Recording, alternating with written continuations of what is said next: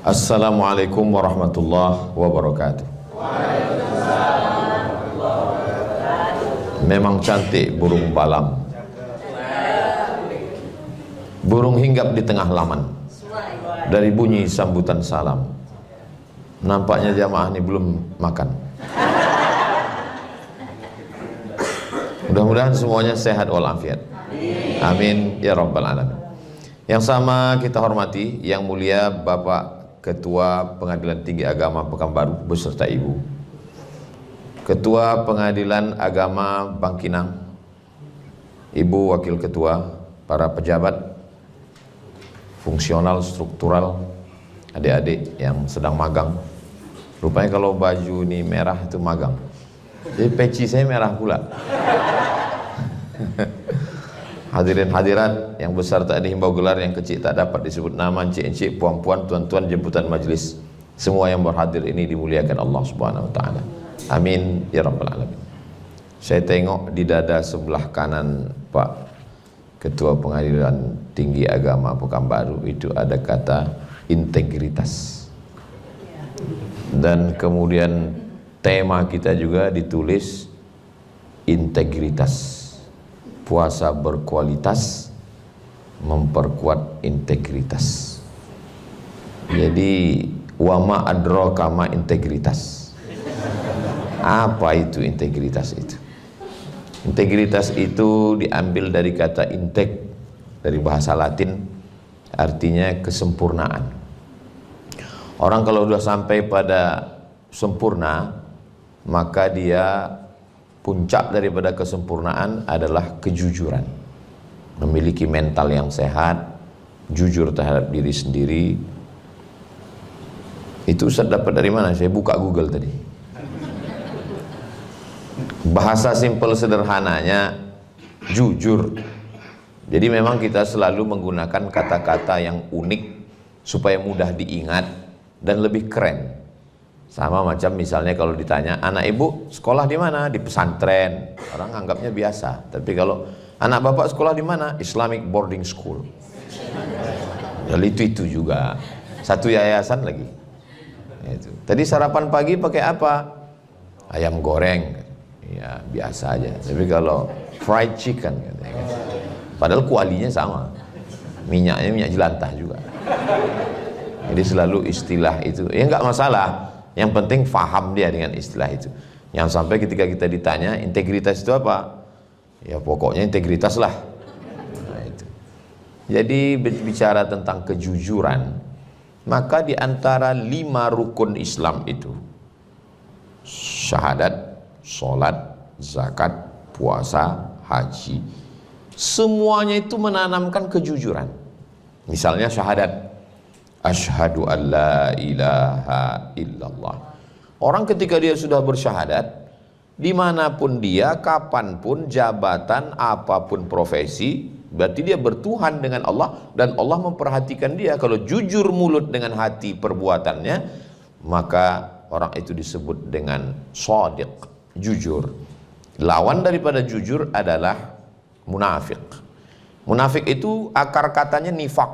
Nifak itu adalah terowongan yang pintunya 2, satu pintu masuk, satu pintu keluar. Nanti panjang umur sehat badan, mudah-mudahan kita bisa berhaji ke Baitullah. Di Mina itu ada gunung yang dilobangi, di atas itu ada tulisan tunnel, bahasa Inggris tunnel, tunnel. Di samping tunnel itu ada tulisan nafak, terowongan. Kenapa orang munafik itu disebut dengan terowongan? Karena ada pintu masuk, ada pintu keluar.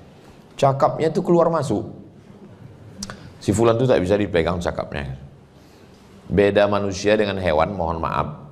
Kalau orang yang dipegang itu cakapnya, kalau hewan yang dipegang itu talinya. Makanya kalau ada kawan yang tak bisa dipegang cakapnya, ikatlah dia pakai tali. Ketika orang sudah mengatakan di mulutnya asyhadu an la ilaha illallah, maka mesti sesuai antara perbuatan dengan ucapan. Orang yang sejalan ucapan dengan perbuatannya itu disebut dengan orang yang berintegritas, jujur dia itu. Saya udah lama berkawan sama dia, sesuai cakapnya dengan perbuatannya, integritas. Ada orang membagi di dunia ini 3 jenis manusia. Orang Jepang itu sikit cakapnya, banyak perbuatannya. Orang Jepang itu cakapnya pendek-pendek aja. Arigato, ai. Jadi cakapnya sikit tapi perbuatannya banyak.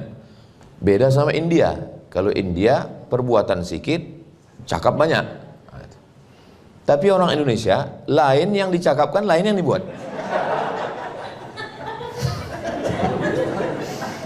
Ini nanti sebelum diupload diedit dulu.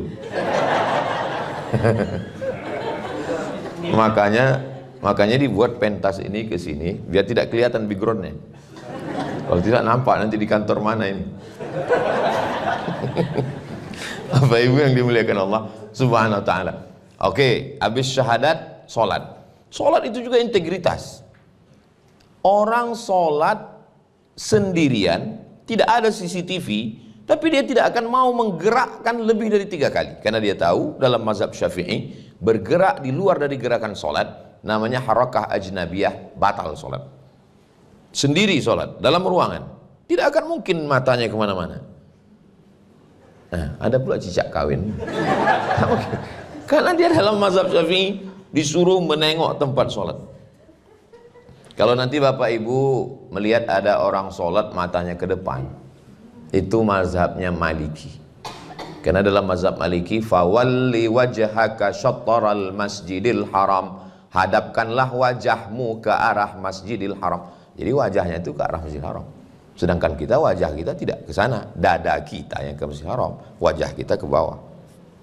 Makanya dianjurkan untuk ke masjid itu jangan pakai baju yang ada tulisan-tulisan di belakang nanti sholat tarawih. Karena ada juga orang yang matanya ditengoknya, tertulis di situ, coblos nomor katanya. Kau lawan politik apa tanggung. Jadi orang tidak akan mungkin jelalatan dari mulai takbiratul ihram sampai salam. Kenapa? Karena sholat mengajarkan integritas, kejujuran walaupun sendiri. Gatal betul kepala dia, sekali garu, nggak akan diulangnya 3 kali, sekali. Gatal lagi, sekali. Gatal juga lagi, pergi ke apotik beli obat gatal. Berarti berkurap. Begitulah orang kejujuran. Sholat, syahadat, sholat, zakat. Zakat juga kejujuran, integritas. Siapa yang punya kambing 40 ekor, maka wajib mengeluarkan 1 ekor kambing zakat. Dia berintegritas. Kebetulan kambing dia 39 ekor. Yang 1 hamil. Menurut USG terakhir.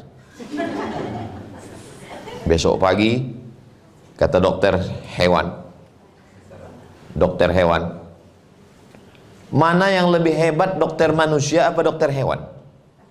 Lebih hebat dokter hewan. Karena kalau dokter manusia dipegangnya, gejalanya apa ya Pak? Kata. Kalau dokter hewan nggak pernah nanya. Mana pernah?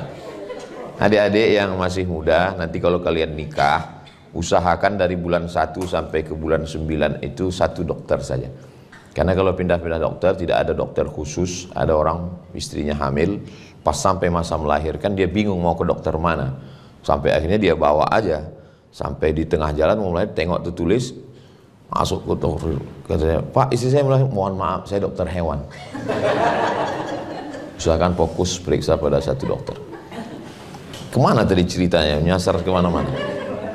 Tentang masalah zakat. Zakat juga mengajarkan integritas. Orang tidak akan mungkin mau curang. Menurut dokter hewan, besok Pak jam 6 pagi, ini kambing Bapak ini sudah lahir. Kambing 39. Berarti jam 6 besok pagi 40. Habis subuh itu, diteleponnya kawannya, dijualnya 1. Belilah kambing aku 1, supaya apa? Kambingnya jadi 38. Kalau lahir jam 6, kambingnya tetap 39. Secara hukum fikih, datang petugas Badan Amil Zakat Nasional. Menurut prediksi kami, kambing Bapak sudah 40. Apa kata dia? Hitung aja sendiri. Pas dihitung, tetap 39.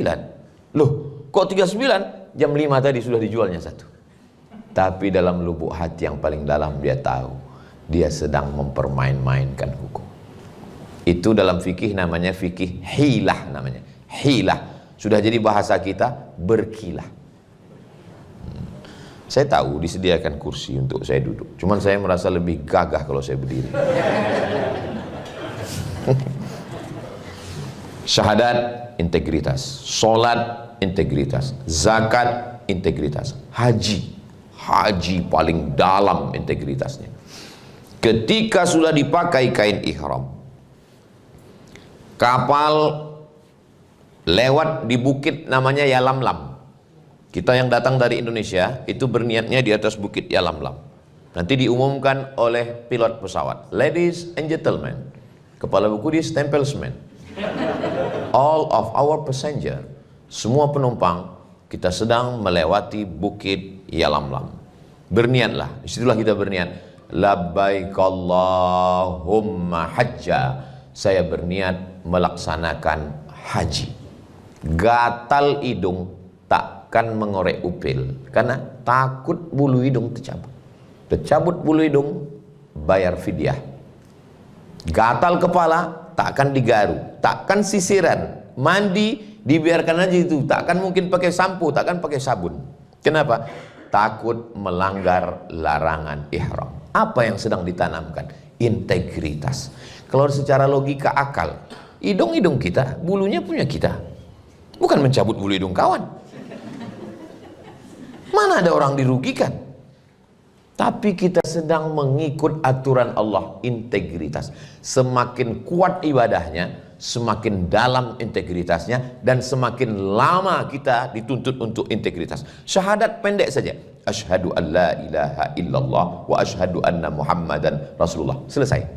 Tapi sholat mulai agak panjang. Dari takbiratul ihram ke salam itu 3 menit. Kalau bacaannya pelan, bismillahirrahmanirrahim, alhamdulillah.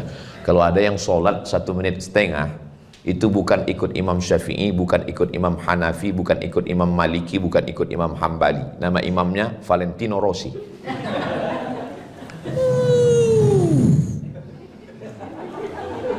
Saya sudah ukur sependek-pendek sholat 1 rakaat 1 menit. Allahu akbar kabira walhamdulillahi katsira wa subhanallahi bukratan wa asila wajjahtu wajhiya lilladzi fatara as-samawati wal arda hanifan muslima wa ma ana minal musyrikin inna salati wa nusuki wa mahyaya wa mamati lillahi rabbil alamin la syarika lahu wa bidzalika umirtu wa ana minal muslimin. Bismillahirrahmanirrahim. Alhamdulillahi rabbil alamin arrahmanir rahim maliki yaumiddin iyyaka na'budu wa iyyaka nasta'in ihdinas siratal mustaqim siratal ladzina an'amta 'alaihim ghairil maghdubi 'alaihim waladdallin amin. Bismillahirrahmanirrahim. Qul huwallahu ahadunillahus samad lam yalid wa lam yulad wa lam yakul lahu kufuwan ahad. Allahu akbar. Subhana rabbiyal azim wa bihamdihi subhana rabbiyal azim wa bihamdihi subhana rabbiyal azim wa bihamdihi sami Allahu liman hamidah rabbana lakal hamdu mil'us samawati wa mil'ul ardi wa mil'u ma syi'ta min syai'in ba'du. Allahu akbar subhana rabbiyal a'la wa bihamdihi subhana rabbiyal a'la wa bihamdihi subhana rabbiyal a'la wa bihamdihi. Allahu akbar rabbighfirli warhamni wajburni warfa'ni warzuqni wahdini wa'afini wa'fu anni. Allahu akbar subhana rabbiyal a'la wa bihamdihi subhana rabbiyal a'la wa bihamdihi subhana rabbiyal a'la wa bihamdihi. Pas 1 menit. Saya kalau ngomong itu saya praktekkan, karena kita bicara integritas ini. Jangan sampai sholat itu 1 rakaat 1 menit, alah ngomong aja itu. Ini kita bicara di depan orang-orang yang berintegritas. Ustadz, tahu dari mana para pegawai pejabat ini berintegritas? Kelihatan itu hatinya memancarkan kebahagiaan sesuai dengan wajahnya. Dari senyumnya kita tahu orang itu bahagia atau tidak. Ini kalau saya lihat ini dari senyumnya yang lepas, ini orangnya bahagia semua. Karena pernah saya ceramah di suatu tempat, saya pancing pakai pantun, senyumnya itu nggak lepas, senyum itu pendek aja. Kalau ini memang betul-betul bahagia. Bahagia itu letaknya di tangan, di kaki, di mata, di kepala atau di hati? Di hati. Dari hati itulah dia akan memancar ke mata dan ke telinga, ke mulut, ke senyuman, ke tawa, ke cara bersalaman dan lain sebagainya. Ini semuanya pentingnya. Sholat tapi tidak lama, 2 menit, 10 menit. Habis itu salam. Assalamualaikum warahmatullah. Assalamualaikum warahmatullah. Haji agak lama sedikit. Tanggal 8 hari Tarwiyah, tanggal 9 hari Arafah, tanggal 10 wukuf, tanggal 8 tarwiyah, 9 arafah, 10 nahar, 11, 12, 13 tasyrik, 6 hari. Makanya pejabat-pejabat itu hajinya enggak lama. Berangkat tanggal 8 dari Jakarta, turun di Jeddah, langsung ke Arafah tanggal 9, tanggal 10 malam ke Musdalifah, 10 pagi ke Mina, 11, 12 pulang. Kita yang pergi haji 40 hari, menunggunya 30 tahun. Store 2025, berangkat 2055, meninggal 2054. Kenduri tiap tahun. Pas tahun keberangkatan, orang takziah. Bayangkan itu lamanya ibadah haji itu 8 hari 8 malam, mandi tidak pakai sabun, takut sisiran, takut pakai parfum, takut nyangkut daging onta di gigi, takut mencabut duri dari batang kurma. Yang hobi berburu, nembak, nangkap burung, di Makkah ditengoknya lah begitu banyak burung merpati. Tapi semangat berburunya hilang. Kenapa?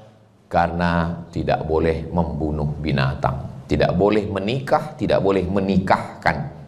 Integritas 6 hari. Tapi yang paling panjang integritas adalah di bulan suci Ramadan. Syahadat, sholat, zakat, puasa, haji. Di puasa inilah integritas itu ditanamkan, kejujuran paling panjang. Masuk jam 12.30 menurut waktu Indonesia Barat, Riau, waktu zuhur. Semua pegawai, karyawan, perusahaan, BUMN masuk ke toilet untuk mengambil wudhu. Kunci pintu toilet, tak ada CCTV, tak ada Inspektorat Jenderal, tak ada BPK, tak ada KPK. Melihat air dalam bak macam cincau, tinggal menambah santan sama gula merah aja lagi. Kalau dia mau, dia masukkan gayung, dia minum 1 gayung, dia masukkan kepalanya ke dalam. Pas mau keluar dari toilet itu, keringkan bibir, miringkan kepala. Tak ada yang tahu. Tapi tidak ada satupun muslim yang mau melakukan itu. Kenapa? Dia sedang dididik kejujuran, integritas. Cobalah tengok nanti pas bulan Ramadan, orang Islam, kalau dia kumur-kumur, sekali memasukkan air ke mulut, meludahnya 5 kali. Padahal sekali aja dikeluarkan air itu sudah habis, tidak ada lagi air di dalam. Kenapa? Takut tertelan. Hanya saja tidak sejalan, tidak seiring antara integritas dalam ibadah dengan integritas dalam aktivitas sehari-hari.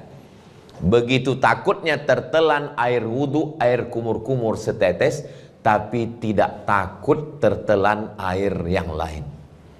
Air korupsi, air nepotisme, air yang lain-lain. Alhamdulillah air-air itu sudah tidak ada lagi sekarang karena efisiensi. Air galon pun sudah tak ada lagi. Bapak Ibu yang dimuliakan Allah Subhanahu wa ta'ala. Kalau cerita tentang kejujuran, itu kan Nabi Muhammad, Pak Ustadz. Itu kan Abu Bakar, Umar, Utsman, Ali, Thalhah, Zubair, Aisyah, Ruqayyah, Ummu Kulthum. Itu kan orang-orang hebat, penghuni surga, wali-wali Allah. Di zaman sekarang masih ada orang berintegritas. Saya pulang dari rumah sakit Arifin Ahmad. Pulang dari Arifin Ahmad, pagi-pagi di jalan Patimura. Dari jalan Patimura itu ditanya orang, Ustadz dari mana? Saya bilang, saya menjenguk ada pegawai kantor gubernur yang sakit. Oh, Bapak Anu Pak Ustadz. Iya, itu dulu kepala dinas tuh Pak Ustadz katanya. Terus waktu dia kepala dinas dulu Pak Ustadz, kata jamaah ini, kesaksian dia langsung di warung lontong jalan Patimura. Waktu dia kepala dinas dulu Pak Ustadz, kami datang bawa duit 1 koper. Karena kami tahu anak dia sedang kuliah di Australia, dia perlu banyak duit dolar. Lalu kami bilang sama dia, Pak, kasihlah proyek itu ke kami, ini duit. Apa kata dia? Saya tidak mau anak bini saya makan haram. Jadi di situ saya sebagai ustadz, sebagai penceramah, mau ditunjukkan Allah Ta'ala bahwa di zaman sekarang pun orang-orang yang berintegritas itu ada. Cuman cerita tentang makhluk integritas ini adalah makhluk unik, langka yang perlu dibudidayakan. Mereka ini sudah hampir punah seperti dinosaurus. Tapi di kantor kita insya Allah masih banyak, insya Allah. Semuanya ini insya Allah berintegritas, insya Allah. Amin. Ya Rabbal Alamin. Dari bunyi aminnya nggak yakin juga saya. Amin. Orang ini bukan tidak integritas, Ustaz. Orang-orang yang tawaduk itu nggak ngaku, dia rendah hati. Waktu dikatakan amin tadi, aminnya dalam hati. Saking kan integritasnya itu. Nah, saya yakin dan percaya bahwa orang-orang berintegritas itu ada. Jumpa lagi jamaah. Lama hidup banyak dirasa, jauh berjalan banyak ditengok, lama jadi ustadz banyak yang curhat. Ustadz, keponakan saya bermasalah ini. Terus saya takut dia masuk penjara. Lalu saya pun silaturahimlah ke rumah hakim malam-malam. Kalau mendengar tausiah saya ini kuncinya satu, jangan tersinggung. Karena pernah ada beberapa orang tersinggung pulang meninggal. Datanglah kami Pak Ustadz ke rumah hakim itu menawarkan duit. Apa kata dia? Saya tidak mau anak bini saya makan haram. Pusing kami Pak Ustadz, gimana cara menyogoknya? Akhirnya kami tahu anaknya suka kucing Anggora. Kami bawakanlah kucing sama sangkar-sangkarnya, sama makannya sekalian. Pak, ya ini ada oleh-oleh sedikit, mudah-mudahan anak bapak. Rupanya orang kalau mau nyogok itu dicarinya. Bapak ini nggak mau, dicari hobi istrinya apa. Apalagi kalau dia tahu istri itu misalnya sedang mencari skincare. Tahu dia lempuk durian. Makanya di balik seorang hakim yang luar biasa itu ada perempuan 2 orang yang sangat luar biasa. Apa itu? Ibunya dan istrinya. Karena boleh jadi orang akan datang melalui ibunya. Orang tak bisa menolak ibunya. Orang datang melalui istrinya. Nah, maka alhamdulillah ketika kita dikelilingi orang-orang yang berintegritas, terus mau dia menerima. Apa kata dia? Mohon maaf, saya tidak bisa menerima dan memberikan ini untuk anak saya. Masih ada orangnya, tak boleh sebut nama, menjaga kode etik jurnalistik. Apa maknanya? Bahwa di tahun ini 2025, di abad yang ke-15 Hijriah, orang-orang jujur itu masih ada. Jadi kalau ada orang mengatakan, alah dunia ini udah rusak Pak Ustadz, maka bilang sama dia, dunia ini tidak rusak, yang rusak kau aja. Dunia ini masih baik, masih banyak orang baik-baik. Saya pun kalau dipuji orang, itu Ustaz Somad itu orangnya sangat berintegritas. Itu kan karena nggak ada kesempatan. Coba letakkan saya di pimpinan proyek. Kalau nggak saya bantai semuanya. Susah untuk integritas. Kebetulan saya kan buka sekolah. Sekolah boarding school, pesantren dan non boarding. Jadi waktu penerimaan santri ini, yang mendaftar tahun ini sekitar 300-an. Yang diterima hanya 3 kelas. Masuklah WA, Ustadz tolonglah anak saya, mau diterima nilainya tak cukup, mau tak diterima kita nanti jumpa sama dia tak enak hati. Jadi macam manalah cara saya mengelak dan menyelamatkan diri saya? Maka cara saya menyelamatkan diri saya, semalam begitu saya masuk ke mobil, langsung datang satu orang. Ustadz, kemarin anak saya daftar kok nggak lulus, katanya. Mati saya ini. Alhamdulillah dapat saya jawaban. Saya bilang begini, masalah penerimaan sudah saya serahkan semua ke ustazah. Dan saya tidak ikut campur masalah itu, Bu. Dan saya takut menghadap ustazah ini, saya bilang. Alhamdulillah setelah itu selamat saya. Entah setelah itu dia menelpon istri saya, wallahu alam. Alhamdulillah saya selamat. Disitulah saya paham, rupanya memang berat. Baru hanya sekedar menerima anak sekolah. Bagaimana kalau saya jadi pejabat? Berapa orang yang mau anak keponakannya jadi PNS, jadi P3K? Zaman saya kecil dulu, P3K itu kan kotak keselamatan kecelakaan. Sekarang semua mau jadi kecelakaan. Berapa orang yang masjidnya mau minta bangun? Berapa orang yang mau dapat zakat? Sementara keputusan Basnas ada di tangan saya. Berapa orang yang mau? Jadi memang kalau selamat ustadz masuk surga, ya biasa aja. Karena memang dia bukan pemegang keputusan. Tapi kalau ada kepala daerah, kepala negara, kepala kantor, kepala badan yang berkepala maupun tak ada kepala, bisa dia semangat, itulah integritas. Jadi kalau kita jaga hari ini, ustadz masa selama jadi ustadz ini nggak ada godaan-godaan? Ada juga godaan. Kadang masuk juga ke DM itu. Cobalah tengok komen-komen di Instagram, di YouTube itu. Ustadz jadikan aku yang kedua ya. Gitu. Mohon maaf, walaupun saya tausiah di sini, tapi ini kan yang menonton ini nasional, semua menonton. Kan ini nanti akan diupload di channel Ustaz Abdul Somad Official. Jangan lupa subscribe, like, share, and share. Jangan sakit hati, jangan tersinggung kalau saya tidak pernah balas komen dan tidak pernah balas DM, tidak pernah balas message. Kenapa? Karena saya tahu tentang lemah diri saya. Maka Instagram, Facebook, Twitter, TikTok, saya tidak tahu passwordnya. Nggak tahu saya passwordnya. Karena kalau tahu saya passwordnya, saya buka. Iya, kalau yang ngirim itu biasa-biasa aja. Kalau cantik, emang saya nggak tertarik. Saya tahu siapa diri saya. Banyak juga itu yang kata dia, apalah Ustadz Somad ini, kita nggak pernah dia balas komen kita. 10 jari kuangkat, 11 dengan kepala. Memang itu untuk menjaga, bukan hanya untuk menjaga diri saya, untuk menjaga kalian juga, viewer, follower, dan subscriber. Kita saling menjaga dengan itu. Kenapa? Karena kita lah yang paling tahu tentang siapa diri kita.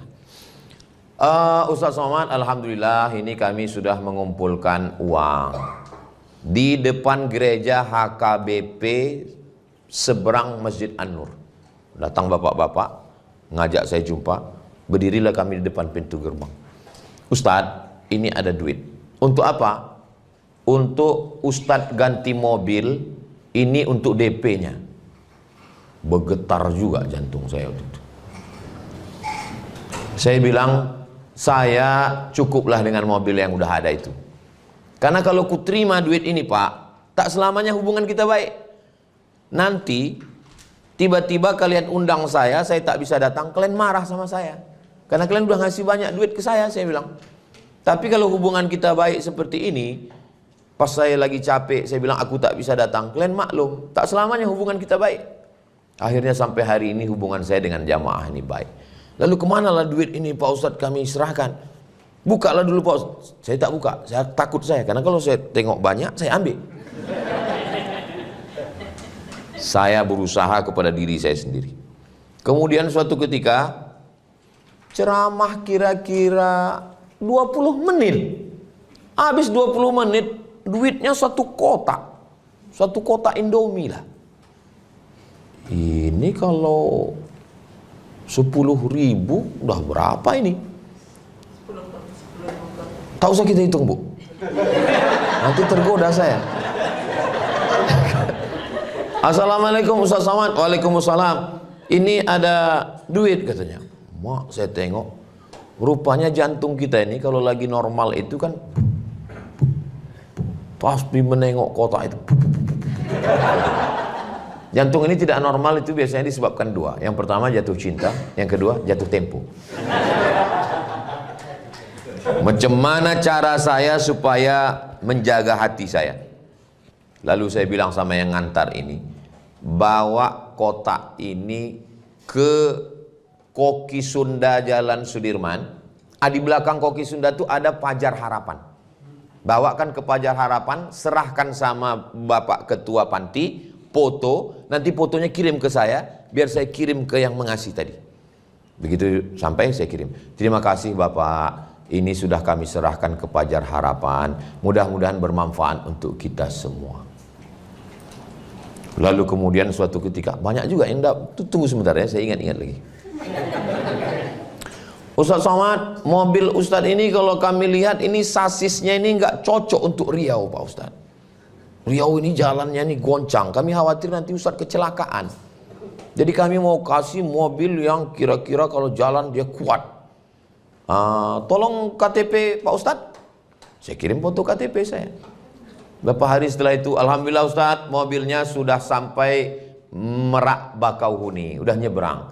Insya Allah nanti beberapa hari ini kami telepon Ustadz ya, mobilnya sampai nanti insya Allah di rumah. Saya bilang, saya ini bukan Ustadz yang kaya.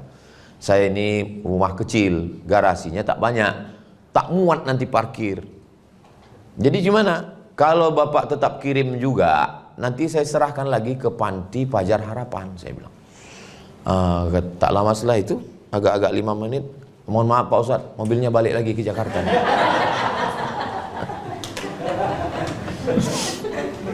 Memang berat. Nah itu.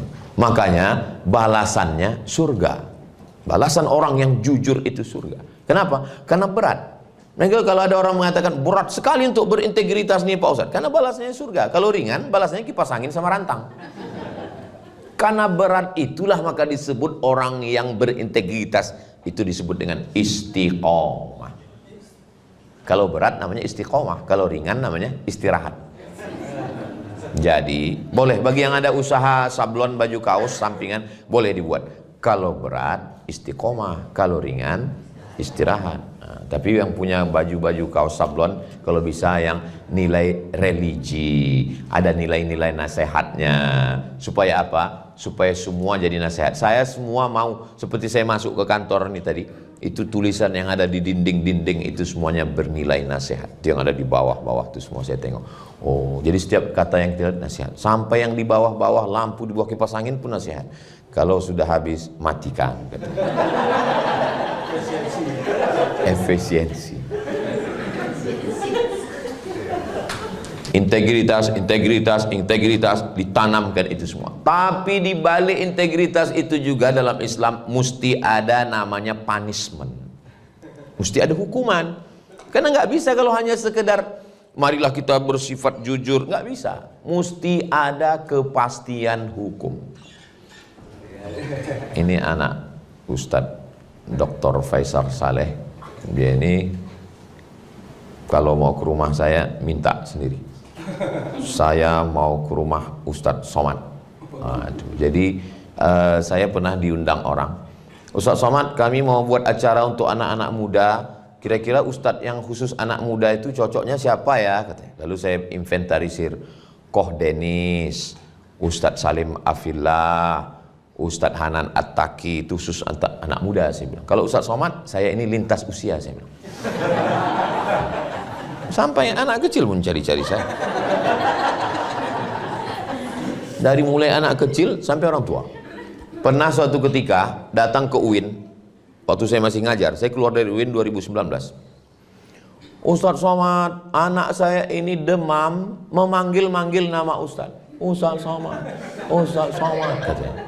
Bawa anak ibu besok kemari, insya Allah bawa anak 5 tahun.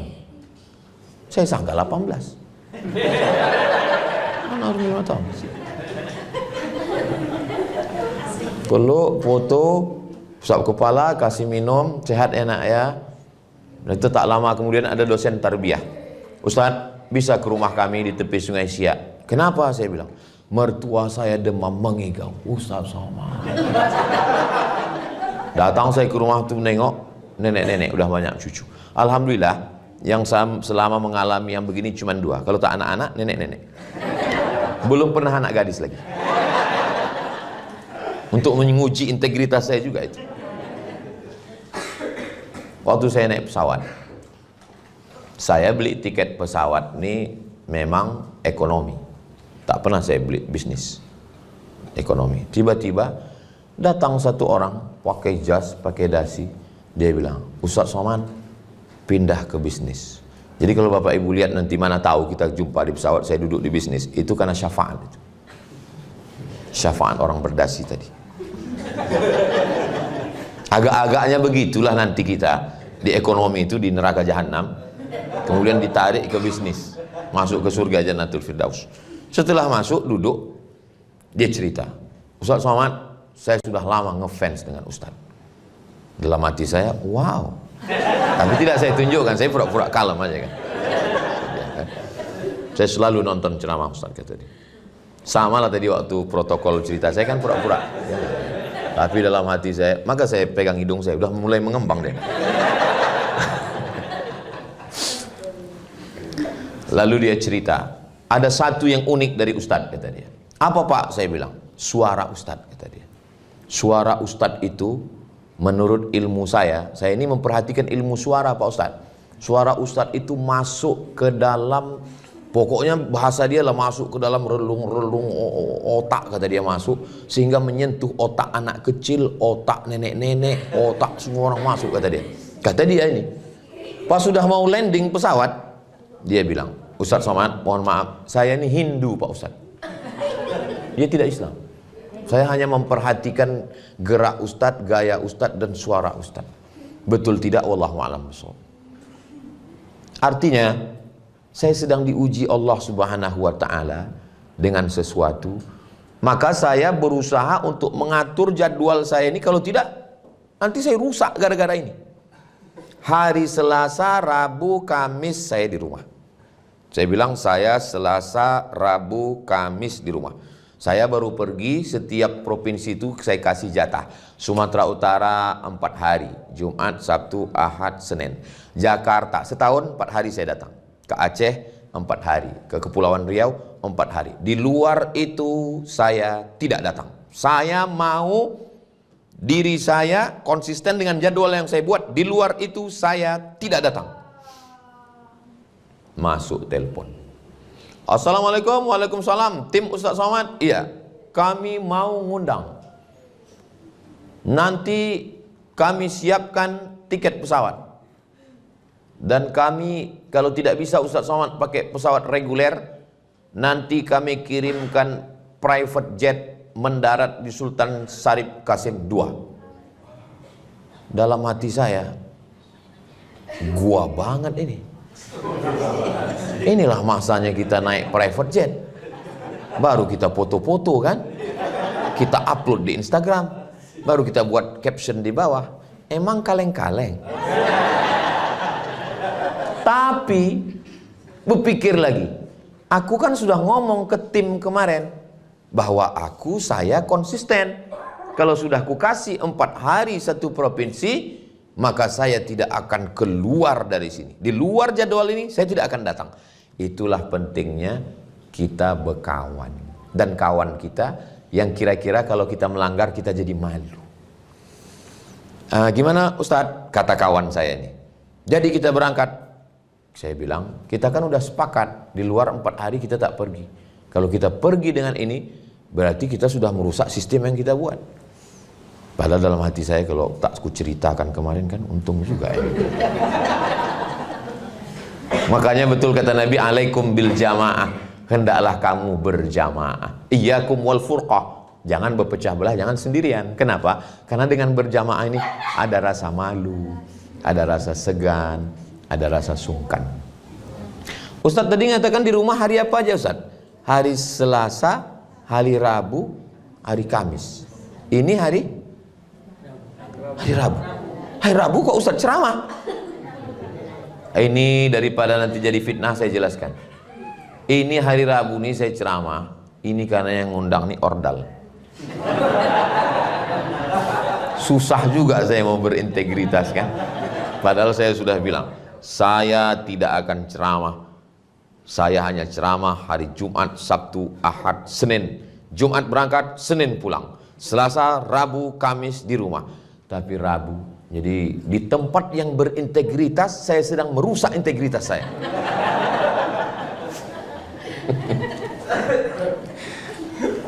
Itu perlu saya ceritakan di sini supaya apa? Jangan ada dusta di antara kita. Nanti mana tahu ada, mana tahu ada. Alah Ustaz Somad itu ngomong aja itu integritas katanya nggak mau keluar hari Selasa, Rabu, Kamis. Itu buktinya kemarin ada rekamannya. Itu lain, itu dakwah menyambut Ramadan. Pandai kalian lah menolong saya. Saudara yang dimuliakan Allah Subhanahu wa taala, mungkin orang bisa berintegritas, tapi kalau sudah bicara tentang keinginan anak, keinginan istri, keinginan kawan, karena persahabatan, banyak sekali sangkutan-sangkutan kita. Tapi kalau Allah menjaga hati kita, ala fil jasadi mudghah, di dalam jasad tubuh badan ini ada satu gumpal. Kalau dia baik, insya Allah yang lain ikut menjadi baik. Kalau dia rusak, yang lain ikut menjadi rusak. Mudah-mudahan Allah menjaga kita semua insya Allah. Amin ya rabbal alamin. Di Ramadan ini nanti akan kita jaga integritas kita di bulan suci Ramadan.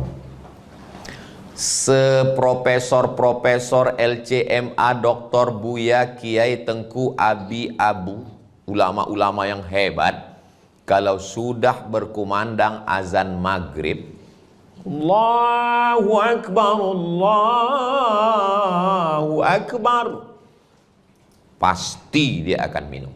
Kalau dia menahan puasanya setelah azan maghrib, berarti dia sudah melawan sunnah Nabi Muhammad sallallahu alaihi wasallam. Apa itu? Integritas. Jangan tunjukkan kau berilmu banyak, jangan tunjukkan bahwa kau orang yang paling zuhud. Kalau sampai ada orang melaksanakan puasa 2 hari 2 malam lewat 1 malam, bid'ah, dhalalah, mungkar, melanggar aturan sunnah Nabi Muhammad sallallahu alaihi wasallam. Sehebat-hebatnya orang, setakwa-takwanya orang, kalau sudah azan subuh, Allahu Akbar, stop.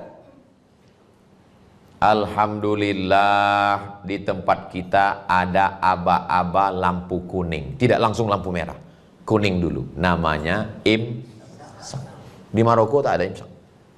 Maroko mazhabnya Maliki, nggak ada imsak, makanya tidak pakai sirine, langsung azan. Jadi kami waktu di Maroko makan aja, makan, pas sedang makan, Allahu Akbar,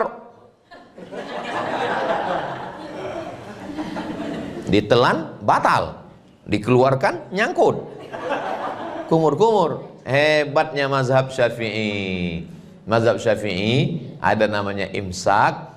Hadis sahabat Nabi ketika ditanya, berapa lama jarak antara Nabi makan dengan azan? Sahabat menjawab, agak-agak 50 ayat. 50 ayat itu kalau tidak terlalu cepat, tidak terlalu pelan, 10 menit lebih kurang. Itulah dasar imsak 10 menit. Itu makanya kalau azan subuh jam 5, jam 4.50 kita sudah imsak, gosok gigi, sudah bersih, sudah nyaman. Tapi imsak bukan lampu merah, lampu kuning. Mana tahu, capek tidak fit dari luar kota, tiba-tiba nanti bangunnya pas bunyi sirine, bangun. Jangan sampai tidak makan, langsung ke dapur, ambil nasi, ambil asam podeh bawang, ambil sambal belacan, nggak sempat mengunyah, blender langsung. Blender, ambil pipet yang besar. Nawaitu shauma ghadin an ada'i fardhi syahri Ramadan hadhihi sanati lillahi ta'ala. Selesai. Nah itu. Jadi imsak itu belum lampu merah, masih lampu kuning. Begitu azan berkumandang, tapi yang jadi faktor penentu kapan startnya puasa bukan azan. Nah, ini perlu diluruskan, bukan azan. Makanya pentingnya kita jangan berpatokan pada azan, tapi berpatokanlah pada kalender imsakiyah Ramadan yang disusun menurut ilmu astronomi. Saya beberapa kawan yang orang Bangkinang, orang Kampar, waktu dengar RRI Pekanbaru, Allahu Akbar, dia tak mau makan. Lalu saya tanya, kenapa tak makan? Karena dari dulu kami biasanya makannya pas hayya 'alas shalah. Jadi rupanya kalau Allahu Akbar di Pekanbaru, itu di Bangkinang belum. Menurut waktu, pas hayya 'alas shalah di RRI Pekanbaru, baru di sini masuk. Artinya apa? Begitulah takutnya. Padahal muazzinnya sama, azannya sama, karena ada perbedaan waktu, integritas. Bagaimana kita dijaga? Begitu juga. Tapi yang namanya manusia ini lupa. Jam 6 sore laki-laki bapak-bapak mulai membawa sepeda motor untuk tawaf keliling mencari takjil buka puasa. Kalau istrinya bertanya, "Acu nak kemana?" "Jangan kau tanya kemana aku pergi." Menunggu azan maghrib berkumandang, berkeliling. Begitu sampai azan maghrib berkumandang, yang mulai ada cendol, ada kopi indak bertulang, padahal ada juga tulangnya di dalam. Mulailah asam podeh, asam baung, asam masam, segala asam semua sudah ada. Begitu azan berkumandang, Allahu Akbar, Allahu Akbar. Masuk 2-3 teguk air, masuk kurma. Mana hawa nafsu siang tadi? Hawa nafsu siang tadi tegak di tepi jembatan Bengkinang Seboang, menengok ke bawah, rasa mau diminum air sungai Kampar tu, tak hilang haus. Tapi begitu azan berkumandang, habis. Apa kata istri? Tengoklah cu, ya esok nak usah buat lah, besok jangan kita buat lagi. Besok dibuat juga lagi. Berapa kali kita lupa? 30 sore lupa. Kenapa kita lupa? Karena kita masih manusia. Manusia diambil dari kata nasya. Nasya artinya lupa. Manusia artinya makhluk yang pelupa. Karena lupa maka dia diingatkan terus. Tahun lalu sudah ada Ramadan, iya. Ini kok ada Ramadan lagi? Karena lupa. Nanti di bulan Syawal ada lagi namanya puasa 6. Nanti di bulan Zulqa'dah ada lagi namanya puasa Ayyamul Bait 13, 14, 15. Nanti masuk lagi ada lagi namanya puasa Nabi Daud, sehari puasa makan sehari. Ada puasa Senin Kamis.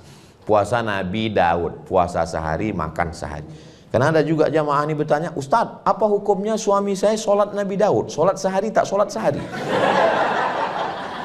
Mana ada. Itulah pentingnya dengar ceramah itu. Kalau bangun, bangun. Kalau tidur, tidur betul. Jangan tidur-tidur ayam. Ustadz bilang puasa Nabi Daud, dia bilang sembahyang Nabi Daud. Sembahyang Nabi Daud itu fi jaufil lail, tengah malam. Tadi saya mulai tausiah ini jam 2, sekarang sudah jam 3 kurang 10. Jadi rupanya kalau kita ngomong ceramah di depan orang yang hatinya tenang, itu nggak terasa waktu itu berlalu cepat. Saya yakin kalau ada di antara bapak yang penceramah atau motivator, paham dia cakap saya ini. Ngomong kita di depan orang yang dia suntuk, itu kita pun ikut suntuk. Saya pernah ceramah, rasanya ceramah itu lama sekali, macam tak bergerak jarum jam. Kapan itu? Ceramah menunggu buka puasa. Makanya saya kalau diundang, dimanapun kalau ada orang ngundang, "Ustadz datang ya acara buka bersama," tak mau saya. Obat saya. Dia pun nengok kita, menggaruk-garuk kepala, menunduk, main-main HP. Selesai acara ceramah, apa kita bilang? "Saya tadi Pak, waktu ceramah menjelang berbuka tadi, lama kali saya rasa." Apa kata jamaah itu? "Kami yang menunggu lebih lama lagi Pak Ustaz." Tapi hari ini alhamdulillah saya rasa waktu begitu cepat berlalu. Saya biasa di mana-mana ceramah itu memang 1 jam. Tapi karena saya tengok botolnya kecil, ini kalau begini setengah jam aja. Ini mungkin efek dari efisiensi juga ya.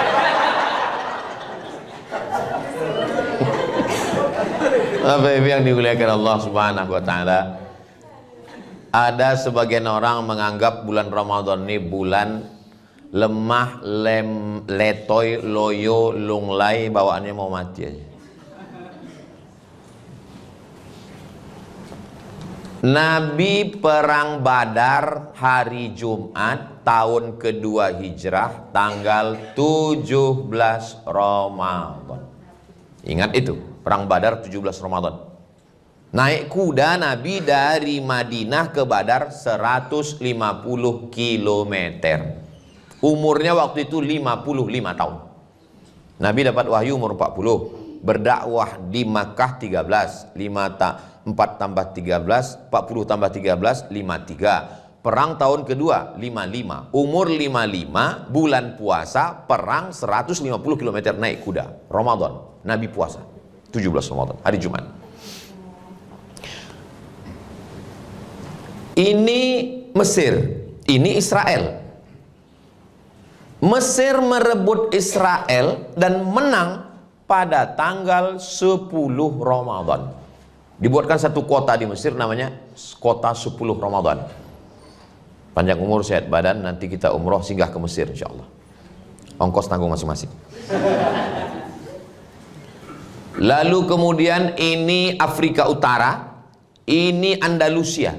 Nama panglima perangnya namanya Jabal, namanya Tariq bin Ziyad. Lalu kemudian mereka naik kapal melewati Samudra Atlantik. Ada bukit di situ disebut dengan Gibraltar. Waktu mereka sampai ke sana dan mereka mampu merebut negeri itu, 700 tahun Islam berkuasa di sana. Negeri itu disebut dengan Andalusia. Andalusia itu sekarang adalah Real Madrid, Barcelona. Dan itu direbut pada bulan Ramadan. Indonesia merdeka 17 Agustus 1945 bertepatan dengan Ramadan. Yang mengerek bendera puasa, yang meneriakkan perang mengusir Belanda itu orang puasa. Takbir, bunuh Belanda. Yang bisa berteriak keras itu orang puasa. Karena kalau orang kenyang mana bisa?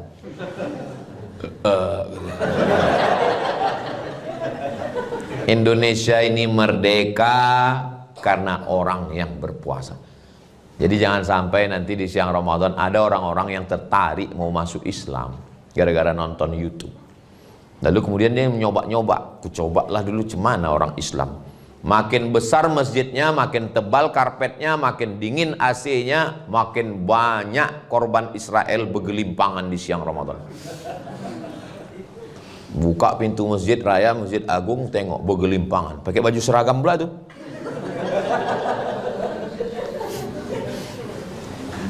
Bangun. Kenapa tidur siang bulan Ramadan? Pandai pula dia menjawab. Naumus shaim wal ibadah. Tidurnya orang puasa adalah ibadah. Habis itu loloknya lagi. Ini bukan ajaran Islam. Ada orang Barat masuk Islam. Setelah masuk Islam, sholat dia. Pulang sholat, hilang sendalnya. Apa kata dia?